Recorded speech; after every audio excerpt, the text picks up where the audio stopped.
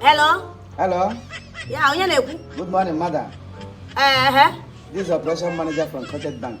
From Cottage Bank? Yes, am I right? Am I right to Miss Helene Okoye? Okay. Good morning, ma. Good morning now. Have you heard about intensive paying to individuals in our bank? Intensive one Simon Kine, intensive cash of the matter.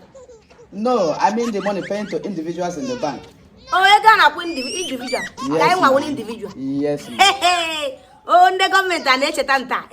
Please, ma, we have found out that you're a good customer and we need a BVM to pay 200,000 naira to your account. Oh, you BVM? Yes, ma.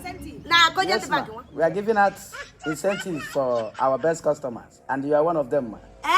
Yes, ma. Hey, government, wait a time. Please, can I have your BVN number? Oh, BVN? Yes, ma. My BVN? Yes, ma. Okay. Should I call it? Yes, ma. Okay, I should call. I'm ready for that. Yes, ma.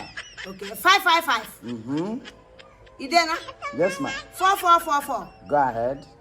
Okay, Idena? Yes. 6666. Madam, I'm talking about the BVN number.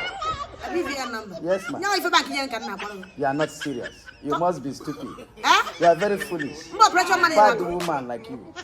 I better come off my phone, Jerry. Oh, pressure money, now come on. Chimo. Oh, I don't know what to put on that before. Oh, you want to leave Mugu, one new video. Oh, you BVN. Moraku is on my such a way. And I knew what Gregory. Oh, you bank. Operation manager. Oh, my lord. Hey, oh, what even man I have on one? I take woman on a back in 200,000. 200,000 I have gone. 200,000 I have go back with that operation money.